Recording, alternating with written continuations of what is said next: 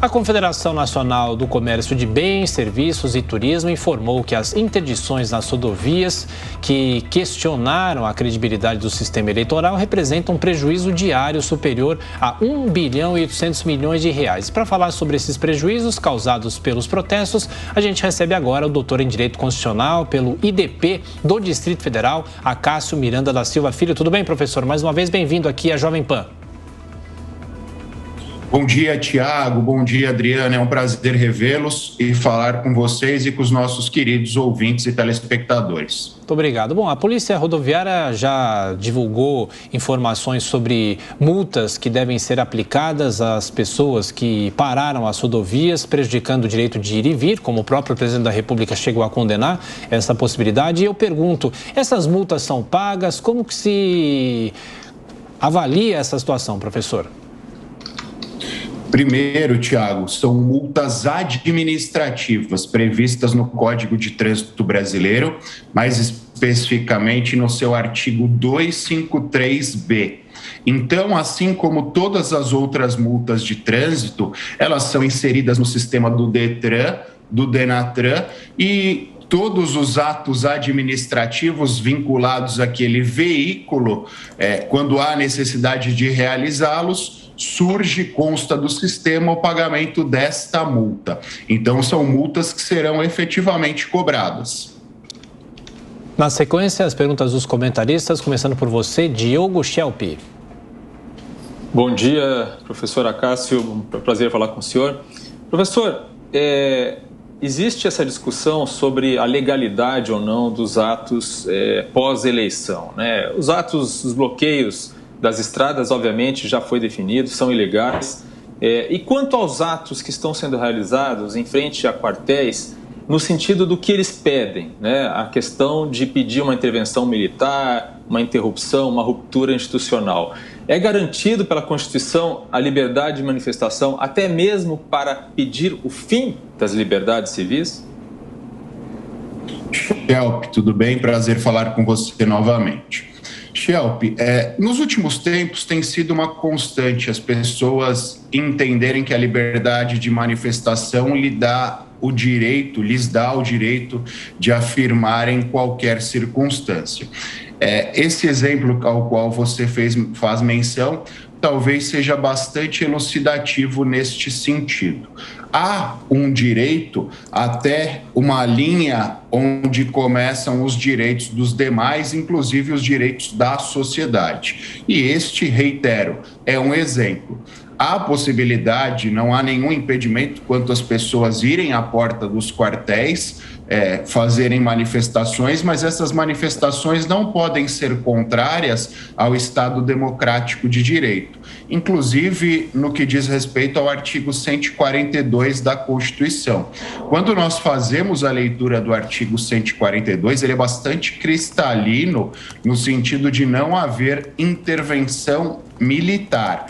Então, há a possibilidade da responsabilização dessas pessoas na forma do artigo 359-M do nosso Código Penal, que são aqueles crimes novos que dispõem sobre a tutela do Estado Democrático de Direito.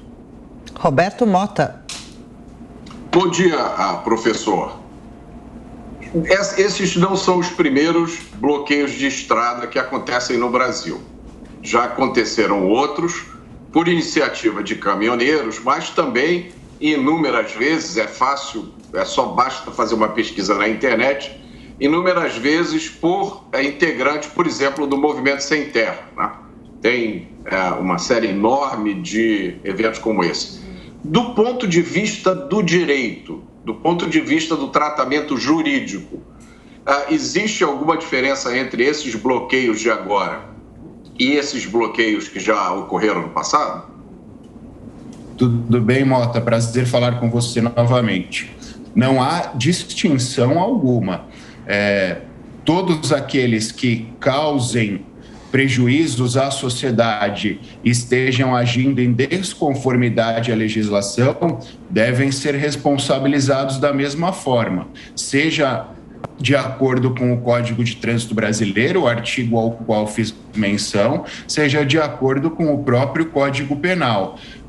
No seu artigo 262, que fala sobre o bloqueio de transportes públicos, seja se há um pedido contrário ao Estado Democrático de Direito na forma do artigo 359 L ou M, seja até, quando for o caso, de acordo com a lei das organizações criminosas. Então, não há distinção alguma, e quando nós olhamos, pelo menos aqui no caso do Estado de São Paulo, que é o que eu acompanho com mais proximidade, a atuação dos órgãos policiais e do Ministério Público, não é feita distinção alguma. É importante que se frise dentro da sua pergunta que quando da edição da lei antiterrorismo, a lei 13.260 de 2016, muito se discutiu sobre a criminalização enquanto terrorismo deste tipo de manifestação, entendeu-se que havia outra forma de tratamento na própria legislação penal. Do contrário, do mesmo caso que você faz menção do MST e as manifestações de agora seriam todas tratadas como terrorismo. E, doutora Cássio, as empresas, uma vez que os bloqueios sejam considerados ilegais, as empresas que tiveram grandes prejuízos, perdendo suas mercadorias, algumas delas principalmente perecíveis, por exemplo, podem pedir indenização ou processar quem? Ou são obrigados a ficar com prejuízo, que pode até vir a quebrar um negócio, quem sabe?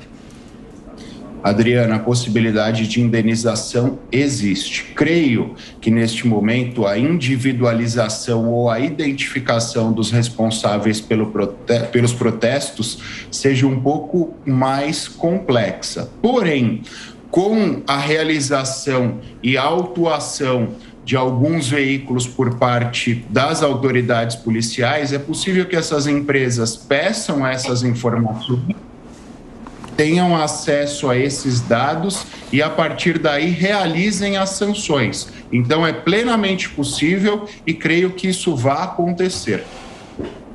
Professor Acácio Miranda da Silva, professor de Direito, mais uma vez, muito obrigado pela atenção, pela gentileza. Um bom trabalho e voltaremos a nos falar. Até a próxima. Um grande abraço. Abraço também.